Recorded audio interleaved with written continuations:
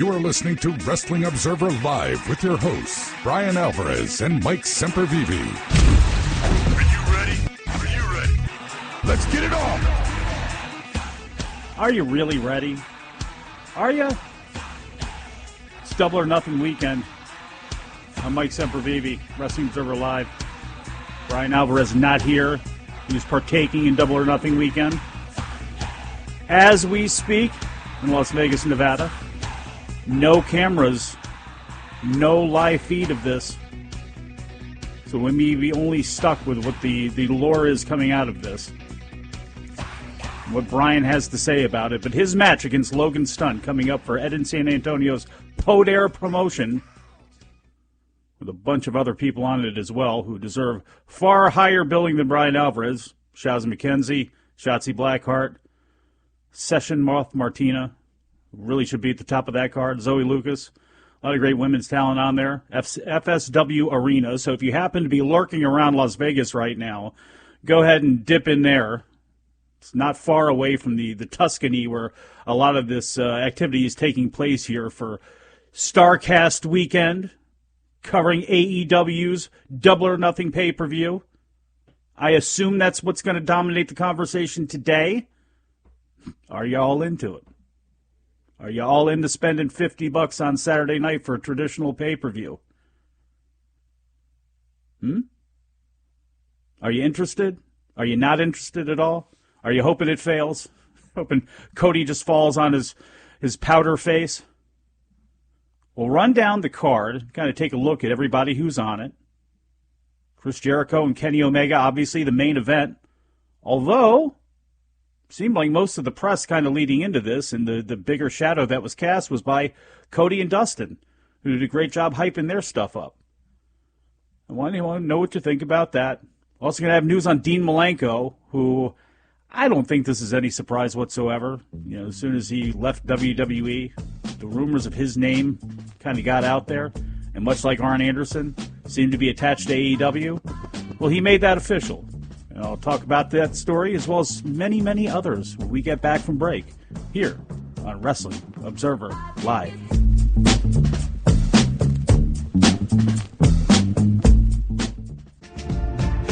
Back on the show, Mike Sempervive here.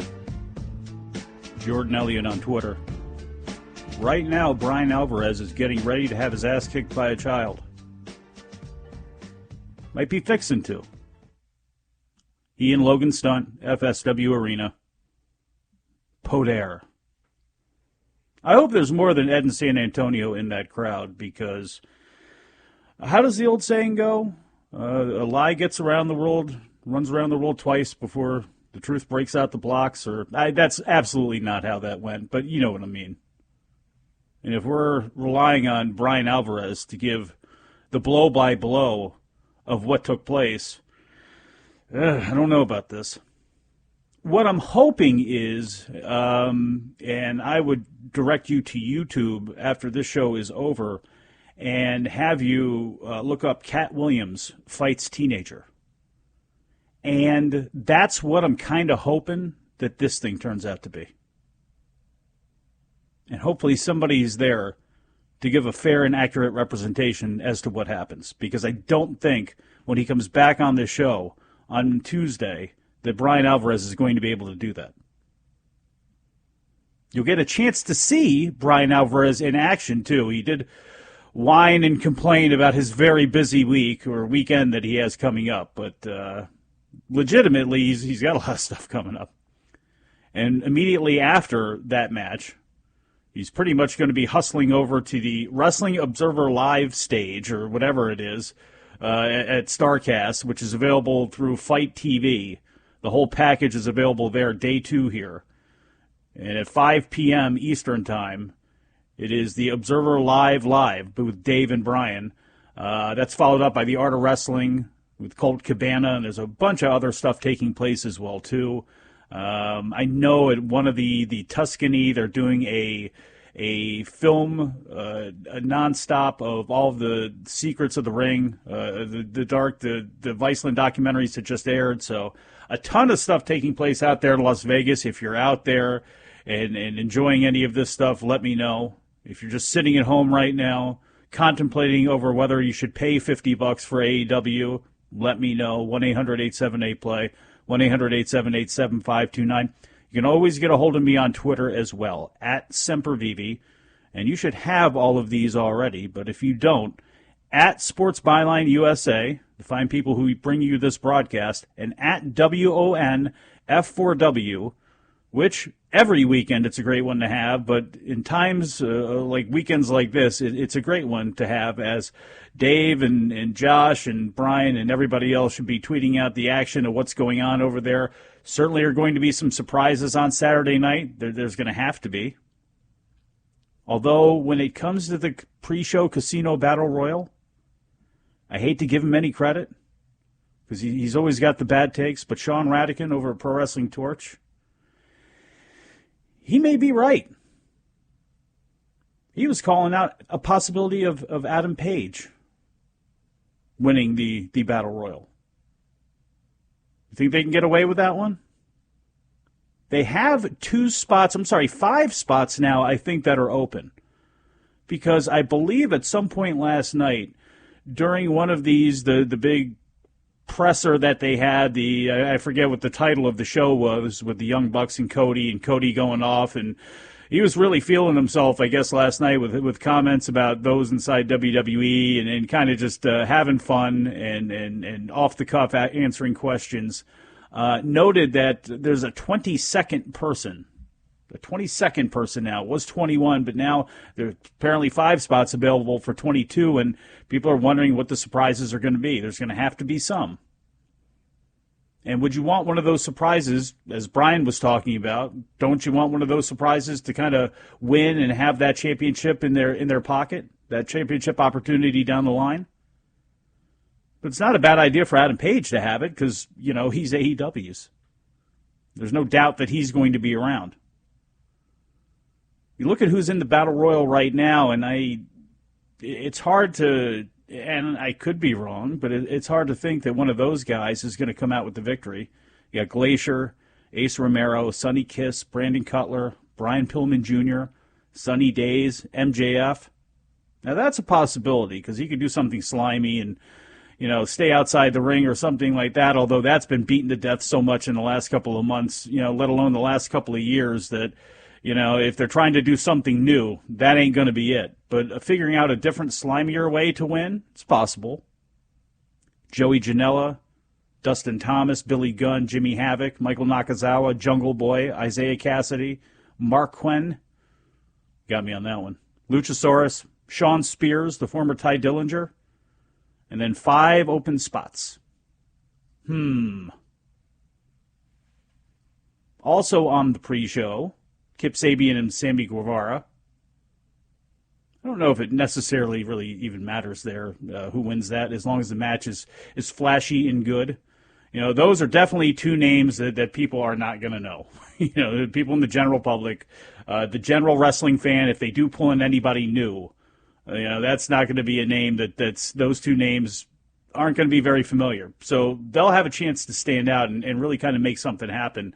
With that old feel, on Nitro, the luchador you saw for the first time sort of thing, that kind of feeling is what they're trying to go for. And hopefully one of those 2 guys, if not both guys, come out of that okay, because this promotion's going to need stars, and they're going to need more stars with more than just the names of the Young Bucks and Cody and Chris Jericho. We're going to actually have to build some. On the main show, obviously the main event, Chris Jericho and Kenny Omega. Kenny Omega, I don't know how this thing is going to finish. It's just hard for me to believe that Kenny Omega is going to lose. Chris Jericho, I mean, you can, fantasy book this and play different scenarios out. What's most important? What hurts the somebody going forward? What's the best idea? Well, Kenny Omega is the face of the promotion. He's the star of the promotion. He's going to be there long term. Not that Chris Jericho's not, but Kenny Omega's the guy. So Kenny Omega should be the guy that wins this match. But it's going to be pretty awesome, I would assume. It's not like those 2 in New Japan didn't give you your money's worth. It's been great. Chris Jericho, for as insanely wacky as he is, not only as a character, but also on Twitter. he's been great in reinventing himself. He's been great in being able to glom onto something and keep himself relevant and keep himself rolling on. We'll find out what you think. We'll go to the phones now, 1-800-878-PLAY. Ryan in Cumberland, Maryland. Ryan, how are you? Hi, Ryan. Hi. Got a question about AEW. I heard an interview with Jim Ross where he said that Kitty believes that there should be no heels or faces. So does that mean that we're going to see like a bunch of tweeners like Lex Luger and WCW for this AEW promotion? I think you're wrong also on this Kenny Omega winning the match, because I think Chris Jericho really needs this a lot more than Kenny does, because Kenny already got his victory, and that would stop the rubber match between the two down the road. And that also gives fans, something to look forward to that would be similar to WCW, since they're on TBS, since Jericho was an original from that promotion. I guess so. I guess that's possible.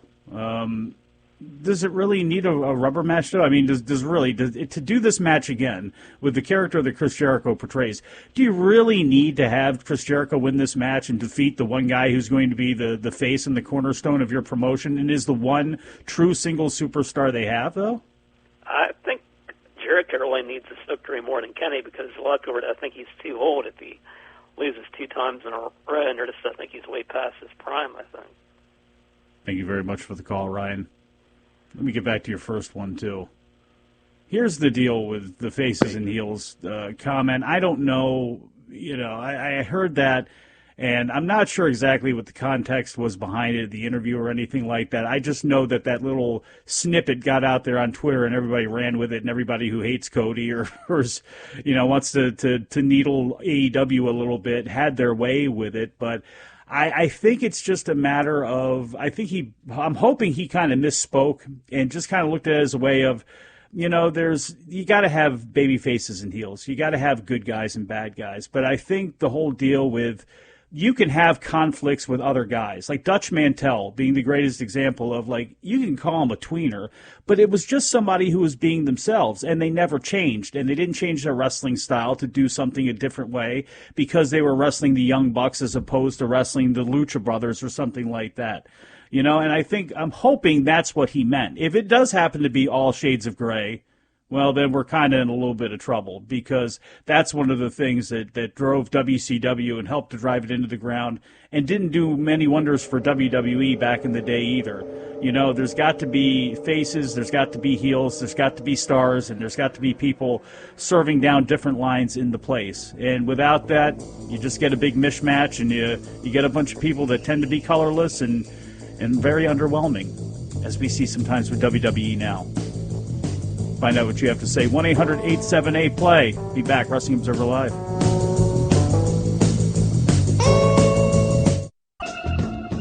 We are here with you every single day at Wrestling Observer Live. Monday through Friday, 3 p.m. Eastern, noon Pacific, 7 GMT. Sunday, 6 p.m. Eastern, 3 Pacific, 10 GMT. For those of you listening internationally. And if you're listening through American Forces Radio, thank you. And if you're an American, take a moment this weekend, in the middle of your barbecue, in the middle of your shopping sale extravaganza trip, and your travel, fighting with the kids and all that mess, to take a moment and just kind of reflect on what the weekend is actually about. And that's the members of our armed forces. And thank you very much for your service. Thank everybody for checking us out through TuneIn and through the many other ways to check us out. And no matter when you're listening to us this weekend, this StarCast extravaganza rolls on out in Las Vegas, 4 days, Thursday through Sunday. Coming up later on today, 5 p.m. Eastern Time, Wrestling Observer Live, which is available through Fight.tv. The StarCast stage goes up from 5 to 6:30 at Caesar's Palace. Get to see Dave and Brian answer questions and banter about. Well, we really get to see Dave do that. Brian gets to hang out a little bit too. After that, Colt Cabana for an hour and a half. Then there's going to be a Ready to Rumble watch-along on the StarCast stage. They get everything back going again on Saturday. There's a Hall of Fame with Booker T and Brad Gilmore. Sharpshooter, Bret Hart in his own words. I Quit with Magnum TA and Tully Blanchard. A Monday Night War Stories hosted by X-Pac. And then there's going to be Double or Nothing. And then after Double or Nothing, there's going to be an SCU all night. So there's a ton of stuff, which leads into Sunday, where there's going to be that breakfast that I talked about with Shazza McKenzie. I believe that's when it takes place. The Joey Janela breakfast, I believe, is Sunday morning. There's going to be something to wrestle with Bruce Pritchard and a Brian Pillman retrospective and a Talk is Jericho, a whole bunch of stuff going on out there in Las Vegas. So if you're a wrestling fan, even if you're not an AEW fan, it's just a great thing to be able to glom onto and have out there, where you can banter about a bunch of people selling things and all sorts of stuff like that. So there you go. Ryan poking back in here on Twitter. Jim Ross said he disagreed with Cody on his views that pro wrestling should have no heels and faces. I didn't hear the Cody interview and only heard the interview that Jim Ross did. Thank you, Ryan and Cumberland, for being so well prepared and giving me such a finely researched question. If you want to do better than Ryan and Cumberland, you can by giving me a call at 1-800-878-PLAY, 1-800-878-7529. Nick, can you top Ryan in Cumberland, Maryland? I can try. Hey, Mike, how you doing today? I'm making it, my man. What's up? I'm just excited for Double or Nothing weekend. It's probably the first weekend in a long time I've looked forward to wrestling. Definitely ready for an alternative besides New Japan, because stopped watching WWE full-time about 3-4 weeks ago. Watched Money in the Bank, but that was about it. Are you just is it just a level of fatigue with what's going on with the product, or is it just kind of simply just fatigue in general of just wanting something new, just anything to pop? It's the product. I mean, I'm probably one of the only people in the world that was happy Brock won the Money in the Bank, thinking, okay, they could build this to where they could use the WWE title, and he goes to cash in on the first Fox. That was my thinking. That we're going to have it in Saudi probably, which, yeah, I'm not really looking forward to. So. You wouldn't be the only one. And that's coming up next Friday. We'll end up talking about that on the show, yeah. But is there anything on this card, is it too, that stands out? I mean, you mentioned New Japan. You were a New Japan guy. Obviously, a big backbone of their foreigner talent is started up AEW with the Young Bucks and Cody and obviously Kenny Omega. Is it because of those guys that you're kind of drawn to it as well, too? And has that affected your thoughts about New Japan? No, it hasn't affected my thoughts on New Japan. It's pretty funny. I was a year ago met the Bucks and we were talking about All In, how it just sold out, and a year later they're going to have national TV in the fall and are on their own company. I'm just excited for them. I'm proud to see that there is going to be an American alternative that will be something close to what WCW used to be for popularity-wise. And, yeah, that's just about it. Cody and Dustin's going to be great. I think Jericho and Omega will be great. I watched the first, Kenny Jericho. And, yeah, and if all else, yeah, just going to be a great weekend. And hope you have a great Memorial Day this weekend, Mike. Nick, I really appreciate you too, my friend. Thank you very much for calling in. Omega and Jericho. Mentioned that match, the Young Bucks against the Lucha Brothers. That is hard to believe it's not going to be great, and it's going to probably be as I want to say cringeworthy, but I can imagine some of the moves that the Lucha Brothers are going to pull out here. So it's going to be likely insane. Cody and Dustin, which to me has been the match that's been featured the most. I think maybe Jericho and Omega kind of slipped a little bit, surprisingly enough. And I know Jericho's been going hard here in the last couple of weeks, appearing on a lot of different shows and appearing, a lot of eclectic shows too, not just your wrestling podcasts and that sort of thing, but popping up all over the place, selling this thing. But really, to me, Cody and Dustin's been the biggest thing leading into it. There's the Best Friends, Chuck Taylor and Trent against Jack Evans and Helico. Not sure what's going to happen there. I guess if I'm going to pick an AEW side to lose, I guess it could happen twice, because I could see Evans and Angelico winning this thing, although I probably would go with the Best Friends, but just if I'm putting money on it, I'll go with Evans and Angelico. And then there's SCU against the Strong Hearts of Shima and T-Hawk and Lindemann. And I could see I guess they would be I keep calling them the Dragon Gate unit. It's been a while there. The Oriental Wrestling Entertainment guys, the OWE guys, to get the victory there as well, too. Kylie Ray against Nyla Rose against Britt Baker. No clue. I'm just going to go ahead and pick Britt Baker there. And then there's Aja Kong and Yuka Sakazaki and Emi Sakura against Hikaru Shida, Riho Abe, and Ryu Mizunami. And kind of like I mentioned earlier on about the pre-show when it comes to Sammy Guevara and Kip Sabian, this is going to be a chance for some people to obviously see most of these women for the very first time. Maybe somebody has seen Aja Kong in the past, and she looks and moves slower, obviously. But the spinning back fist and the look and all that stuff, she's very familiar. But these other women may not be. And Emi Sakura has been around forever. She's been around for a long, long time. She started off with IWA Japan in like 1995. Earlier in her career. I mean, forget about any work she did with women's groups. I mean, she was far more known for being a part, I think, of FMW and the WMF side group that came off of that, being associated with K Dojo and stuff like that. So, she's going to get her chance here in the States and team up with Sakazaki, who she's the key to that side of the team. And when you see her, you'll understand why. The magical girl, she is Tokyo Joshi Pro, one of their big stars. You'll hear me talk about Miyu Yamashita a lot.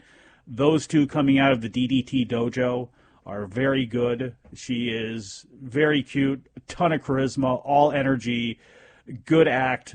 Some people like her a lot more than Yamashita and Ito in Tokyo Joshi Pro. She is certainly somebody that you would be Women of Honor or WWE or something like that. She's one of those people that as soon as you see them, you want to pick them up and try to sign them and hide them away, and that's exactly what AEW is going to try to do here. I'm not sure how many matches she's going to be in for, if this is just a one-off sort of thing or not, but one of the big dividends that is going to be paid from Kenny Omega's involvement in AEW is going to be the connection to DDT. And I don't know how that's going to upset the apple cart over in Japan. I really don't. A lot of attention is being put on Noah and All Japan right now because things have stabilized with them and there's some good things going on with the promotion. New Japan is obviously the monster shark in the water.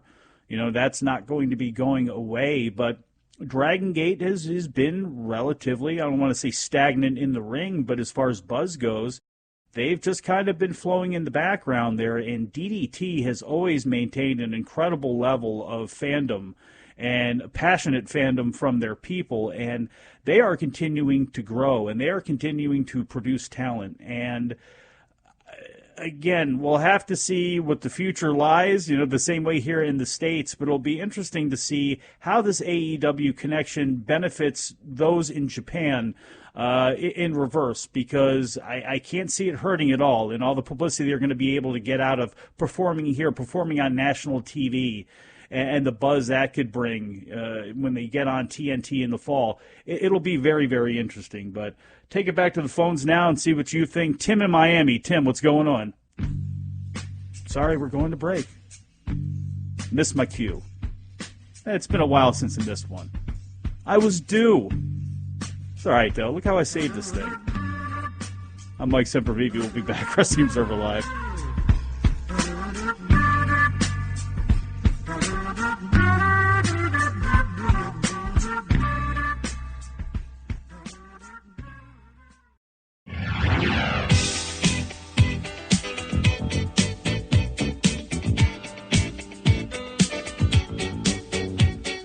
You are listening to Wrestling Observer Live with Brian Alvarez and Mike Sempervive on the Sports Byline Broadcasting Network.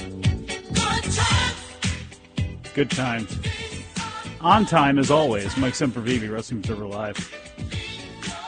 I mentioned this in the beginning. I'm going to tell you it now. Up at the front page of WrestlingObserver.com. After departing WWE last month, Dean Malenko has officially joined AEW in a behind-the-scenes role. AEW issued a press release today announcing that Malenko has signed a multi-year deal with the promotion as a senior producer and coach. Malenko is starting in the role immediately. It's not often you get an opportunity this late in your career to be a part of building something from the ground floor, Malenko said. The freedom to be able to contribute uninhibited will only lend itself to foster creativity and produce an outstanding product. I'm excited about what the future holds for AEW, and I can't wait to be a part of that journey.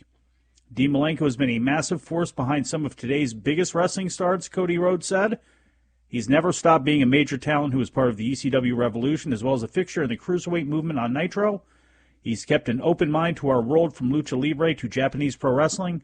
He's the perfect fit for our sports-centric mentality, and his experience will be invaluable for our team. Welcome, Coach. The story goes on to say that Malenko was a longtime producer for WWE before quitting his job with them last month. He started working behind the scenes in WWE after his retirement from in-ring competition in 2001. The day after it was revealed that he had quit WWE, Malenko was announced for StarCast 2 in Las Vegas, taking place, obviously, as we speak. Another talented guy from the past. As a lot of those guys that we talked about and we used to talk about on the indie scene, at one time R.D. Evans, who famously was out at WrestleMania, but your Adam Pearce's and your who else? Abyss now, and all of those guys, Steve Corino, all those guys that have flooded into the program, and deservedly so in WWE, really talented people. They're taking the place of the other older guys who still have something to offer. And Arn Anderson, Dean Malenko, guys like that, there's still something there that they can offer these guys, and we'll have to see how much they can offer and what it is as these shows start to develop. Forget about this weekend.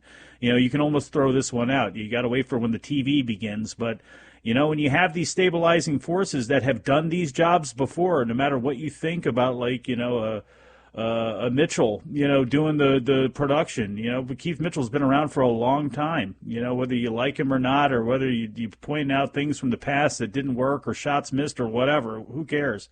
He's had a lot of experience doing this, and we'll have to see how it goes, but again, it's certainly an exciting time, and we'll find out what you think on the phones, 1-800-878-PLAY. Now we will go to Tim in Miami. Tim, how are you? Hey, what's up, Mike? I never mind being used as a pre-commercial break ratings ploy. No worries at all. Real quick before I get to my point, on Dean Malenko, wouldn't it be cool if he screws Jericho, for calling him Stinko Malenko and Dino Machino, 21 years ago? I don't know if he ever made that right. This is his opportunity. That's true. He disparaged the good name of Professor Boris Malenko with Professor Boris Malenko. Yes. Yeah, but on AEW, you were asking, are you going to buy it and whatnot? Of course, I'm going to buy it. I think this is the best chance we have at a viable domestic number 2 since TNA got their Spike deal. And I am quite confident this ownership group and executive vice presidents are not going to Dixie Carter this one up. So I'm absolutely going to buy it. And, apart from how well it does financially, I think that's secondary to just making sure that they come out of this thing with a lot of positive buzz. Because there's 5 weeks. I think their next show is in late June. And so it's like an NFL team going into their bye week. If you get your doors blown off, you've got to sit around for a while reading about how much you stink. So I'm just hoping the narrative coming out of this is not about, bad production or streaming issues or, they take a break and forget to come back for the last part of the show. I was thinking that same thing with the SCU after party. Imagine if this whole thing just completely craps the bed and there's nothing but issues, and that's oh yeah, we got to have the after party now. It's like getting your ass kicked in a championship fight, and slowly you got to make it out to the casino and get laughed at. Now I'm confident, and somebody else on the board was asking, well, if they're going to plan surprises, why don't they announce it ahead of time? And again, I think my answer to that would be it's because it's not about the financial success of this show. It's about having positive buzz going forward so that the people who did pay the $50 feel like they got more than their money's worth, and the people who skipped it regret skipping it. So I have high hopes for this thing. Yeah, this isn't the first TV show, and you want to have some surprises. Tim, thank you very much for the call. You do want to have some surprises, and you do want to have some cool things that are unannounced, but especially on this show, the people that are going to pay for it are going to pay for it. There's all this banter online, and I know some people are taking the piss with it, and they don't really mean it, but it's who would pay $50? There are some people that are, legitimately saying that, though, and it's there's going to be a lot of people paying $50, the same way that there were, 11,000 people or whatever they got tickets for this thing, or it was 4,000 people essentially bought 12,000 tickets because they all bought 4 apiece or whatever it was. I mean, that's they got an incredible amount of people, and they got a passionate fan base, and there are a bunch of wrestling fans with disposable income that didn't make the trip because we're hearing the secondary market's a little soft, and a lot of the thoughts about how there's going to be spillover crowds like they do for big boxing and UFC events, doing closed circuit locations, that all went out the window. But there's still going to be a lot of people who didn't make that trip, who've got the money, who are sitting home, that still want to be a part of this thing. And still, whether it's because they like the Young Bucks and the people involved, whether it's just they like wrestling and they want another alternative, whether it's they hate WWE, so that's why they're doing it, whether they're watching it just to hope that it fails and hate watching out of it, whatever. There's going to be enough people that watch this thing. Is it going to be 1 million? No. I wouldn't think. If it is, then we're talking about something completely different now. But there's probably going to be a lot, and that really brings up a big-time issue that Tim mentioned that was an issue for BR Live in the past. The one time they tried to run a pay-per-view with Tiger Woods and Mickelson. And I don't know what the number was for that. I know they had a lot of people that had signed up. There was a rush of it at the end. With what happens here with Double or Nothing, I mean, I'd have to look and see what All In did on pay-per-view. I can't even remember right now what it was. But, if all those people rushed to sign up to BR Live, are they ready? You hope they've tested. This is a Turner company. They failed the first time around. Are they going to be ready? Well, we got to see. But, yeah, I mean, that's interesting. Again, and it just falls into part of the intrigue of the weekend and part of the excitement of the weekend. So, take it back to the phones right now. I got Josh on the line. Josh, how are you? I'm doing good, Mike. How are you? Not too bad. Are you all in for this Double or Nothing weekend? Oh, absolutely I am. I'm so excited because for the first time since, TNA back in the early days, we actually have a number 2 to go watch. And it's going to be so refreshing for American fans anyway, because I know all my friends, they don't watch, New Japan. I keep up with it, but, not many people do, and people don't seem to realize that, really. May I ask where you're calling from? Arthur, Illinois. Okay, do you have, out there, do you have Sinclair affiliates? Is ROH a product that you and your friends are able to keep up with out there? Is there any interest there for that? It is. We're able to watch it. We just don't because Okay. we're not really interested. Oh, I feel you. Yeah, I was interested to know, as far as a wrestling fan, are you into these other alternatives? You said friends really aren't with New Japan, but you are. I was wondering if is there anything else that kind of strikes anybody's fancy, or is it really kind of just these guys in this group because of the hype that's around it? We watch a lot of different wrestling. Well, I do. But I got out of ROH after the Elite left because, they were really the top guys. And right after they left, I lost interest, and I probably should start watching again. But they don't really have any characters that intrigue me right now. Like that Super Show that they did with New Japan. The only reason why I watched is because New Japan was there. Absolutely. I know what you're saying. Yeah, absolutely. And Josh, thank you very much for the call. That was kind of a lot of people. And, I was trying to be bullish on Ring of Honor. And I still am a little bullish on Ring of Honor in that, all those guys leave, you got to recycle, and you got to kind of take a step and go, okay, and catch your breath. And they brought in Bandito. I mean, they did the right thing as far as some names go. Brody King, obviously for PCO, a hot guy in the Indies. I mean, they did what they could, but in some ways it was rather patchwork. I mean, you look at the Lifeblood group that initially stood out there, and it's it really is a wacky group of misfits feeling, almost together there. You got Hot Sauce, you got Juice, you had Tennille, it was Finley. It was just kind of wacky, and Bandito, it just was kind of wacky and weird, and it didn't really kind of fit. And they're still trying to find their place, and that's the one thing with AEW is a lot of people talk about why doesn't New Japan work with AEW? Why doesn't Ring of Honor? Why would they want to? If you're New Japan and they were trying to poach Tiger Hattori as well as many other guys because they were starting their promotion, and you got a lot of great talent. So it's not like I'm hating on AEW for that or something like that. I mean, that's what you're supposed to do, especially when you got guys' contracts coming up because you know the contract structure and you know they're out there. I would try to get them too. But you got to look at this from New Japan's point of view. Why would you want to do business with them? They're doing not only damage to your partner in America, who's supposed to be the number 2 promotion, and they just walk in there and step right in. I mean, let's be honest. You would love to be the number 2 promotion in America, and even though ROH is your partner, I mean, you're still trying to build your thing here, and they haven't done a great job in doing that. As a caller from Dallas, or I think it was a texter yesterday, said they still are not familiar as a company with being able to get a hold on this market and how to advertise to this market and how to try to uniquely balance what your business is in Japan and how you announce matches and how that whole protocol goes with what our expectations are here and what your new fans that have joined in the last couple of years who aren't as up on your history but are very passionate and who want to be a part of what you've got to figure out a way to balance that. And AEW just walks in and just blows right by that. And we don't need your talent because Big Japan's got talent. DDT obviously has talent. We'll be able to pull talent from other places. So why would you want to work with them?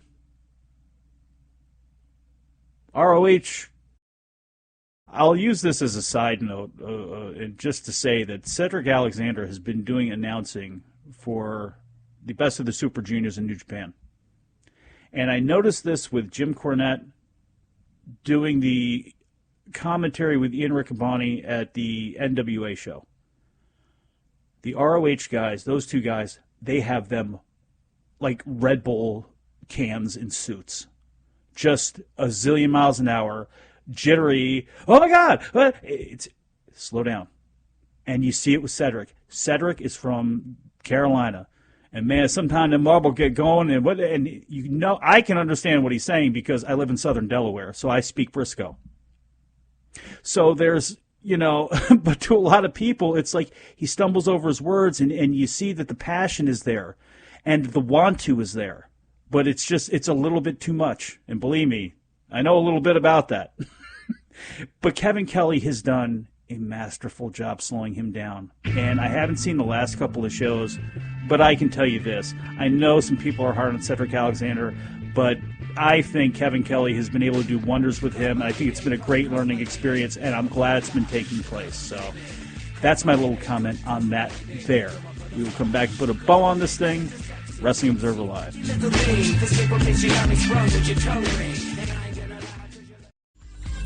Mr. Tuxedo Pants on Twitter. I think you mean Caprice Coleman said Cedric.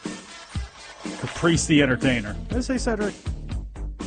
I apologize, Caprice. I'm entertained by Caprice, thank you. At least being partnered up with Kevin. I don't know if James Williamson is or not. Were you on about Caprice Coleman? Yes, I was. Kevin Kelly's done a great job there. He has. All right? I don't know if Brian Alvarez is doing a great job right now. I have no idea. Not a clue. He and Logan Stunt. Find out if he's got 2 broken legs. The same he's talked about breaking Logan's legs. When he does Wrestling Observer Live with Dave Meltzer. Go to Fight TV for that information over there on StarCast 2. Forget about that, though. You just worry about us, because we're always here for you every single day, live Monday through Friday, 3 p.m. Eastern Daylight Time, noon Pacific, 7 GMT. Sundays at 6 p.m. Eastern, 3 Pacific, and 10 GMT. For those of you listening internationally, Armed Forces Radio, tune in, one of the many ways to check us out. We will be back on Sunday as well, too. Not only in all of your regular places that you can hear us, including over the air, but also on Sirius XM Fight Nation 156 and Dan Patrick Radio 211 as well there. Brian will not be back with me. I'll be doing that show solo. We're taking off Memorial Day Monday, and we hope everybody out there has a great weekend and is safe. And we will, of course, be open for all sorts of comments 24 hours a day on Twitter at WONF4W, at Sempervive, at Brian Alvarez. That's Brian with a Y. All in Double or Nothing weekend. It is polarizing. It is exciting. The banter is fun. And we're going to be full of it. Everybody, I want to thank producer Scott, all of you for listening and calling in today, and we will talk to you again after a while.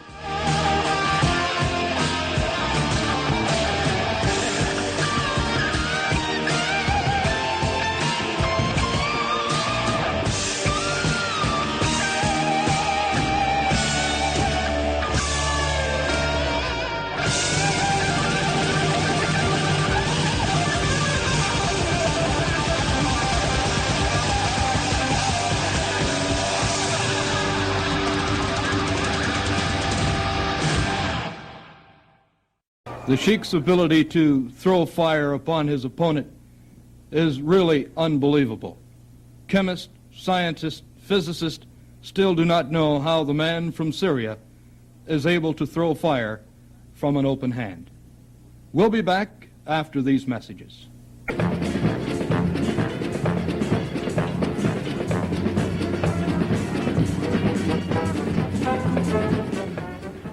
Wrestling star from Japan, both as an amateur in the Olympics and as a professional now, is Mr. Saito-san. I am high-class Japanese wrestler. I'm graduate of Meiji University, and I'm a lot of high-class friend. Mr. Hirohito, Mr. Dr. Tanaka, Emperor Hirohito, my good friend. I'm a good Japanese, strong Japanese wrestler. I'm tough. I'm big chest, big arm, big neck. I beat an American wrestler, not American wrestler, puny American wrestler. So easy, I beat it. Well, thank you so very much. When anybody says you can get those jive-talking hillbillies from Texas, you can get guys with curly hair talking with boards and what they're going to do, but nobody, and I mean nobody, is going to beat the killer right here. You're going to see him in action. Right. Yeah, okay, well, I'll tell you what. Let's move on to our next match, shall we? Heenan is now lighting another victory cigar, as he does each time one of his men wins the match.